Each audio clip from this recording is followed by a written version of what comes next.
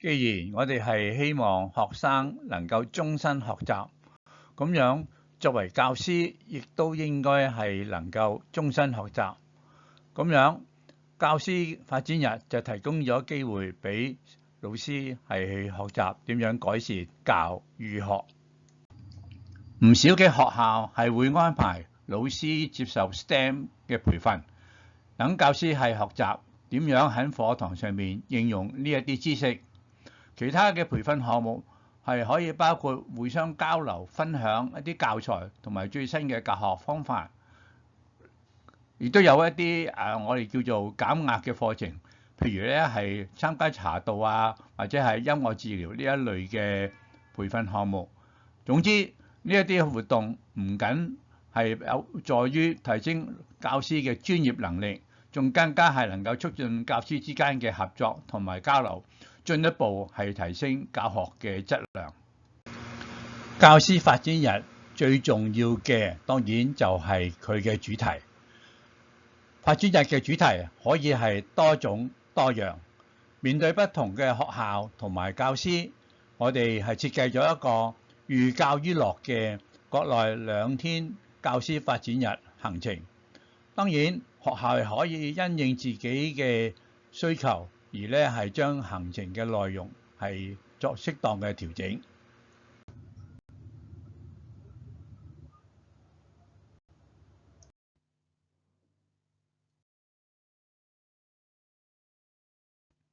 我哋建議教師發展日培訓營嘅舉行地點係一處位於惠州市龍門縣嘅溫泉度假區。選擇呢一個場地係因為呢一度係位處鄉郊，悠悠嘅綠意環境係令人心曠神怡，因此區內嘅電離子濃度係非常之高，空氣非常之清新。由於係沒有光污染，所以晚上係可以數下星星添。最重要一樣嘢，其他嘅酒店係唔能夠比較嘅，就係因為呢一度係能夠享受到溫泉。度假村係提供咗會議室、特別功能室呢啲係進行工作會議、學習培訓等等嘅活動。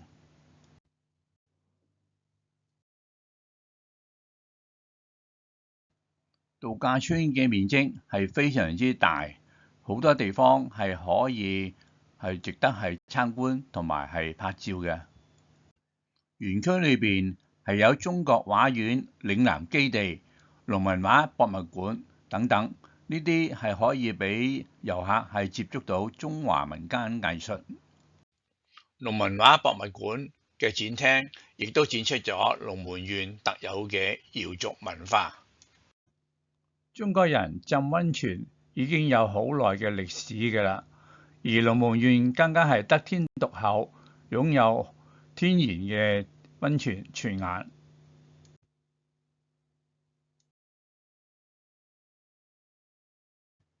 第一個課堂嘅內容係參考國內嘅教育界係用乜嘢嘅 AI 同埋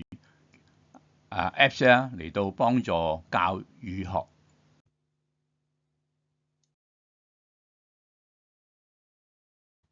你可能唔認識到微信除咗係一個即時通訊應用之外，其實亦都係一個操作平台。依家我哋係會集中係探索公眾號同埋小程式。微信公眾號可以簡單地理解為一個手機嘅網站，所以係極適宜攞嚟咧係顯示資訊。微信公眾號嘅主要功能就係2個，一個就係顯示資料，另外一個就係群發信息。學校公眾號最主要同埋重要功能就係推廣同埋宣傳學校，藉以咧係招生。咁樣學校點樣推廣自己嘅公眾號，就係一門好高深嘅學問啦。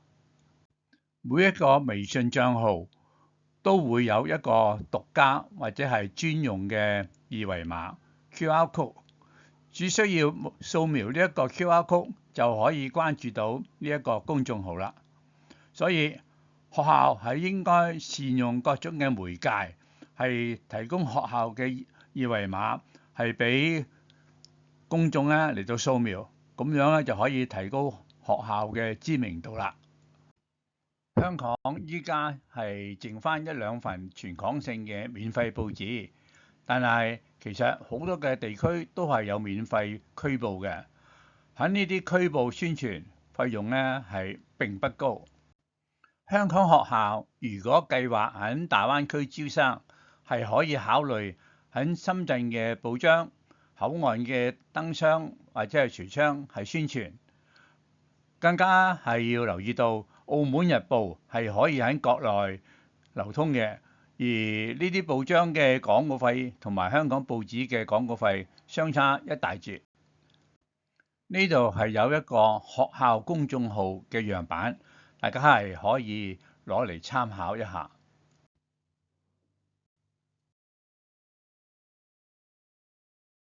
小程式因為方便同埋簡單，所以喺教育界嗰度亦都係被廣為應用嘅。咁樣我哋依家係介紹一啲喺教育界用嘅小程式，同埋俾出一啲具體嘅案例。留意啦，小程式好多時係收費嘅，但係我哋介紹呢啲大部分都係免費嘅小程式。呢啲小程式嘅出現係令到國內嘅市民嘅生活習慣完全係改變晒，因為呢啲小程式係帶有好多嘅商業同埋生活上嘅功能嘅。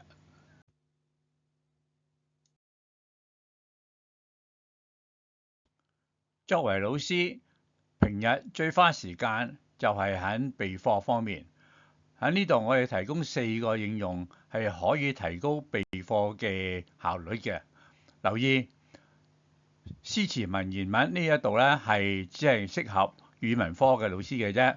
而百度文庫所提供嘅文章大部分咧都係收費嘅。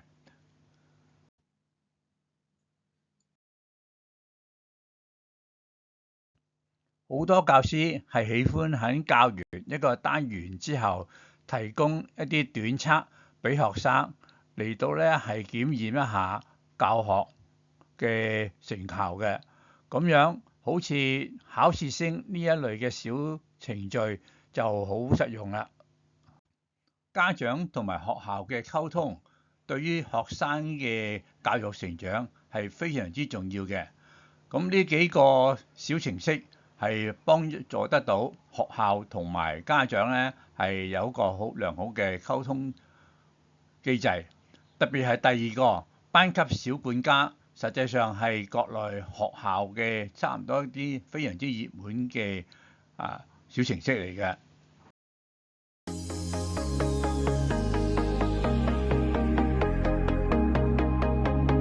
班级小管家是一款致力于解决教育环节中各类痛点，服务于老师、家长、学生的家校沟通小程序。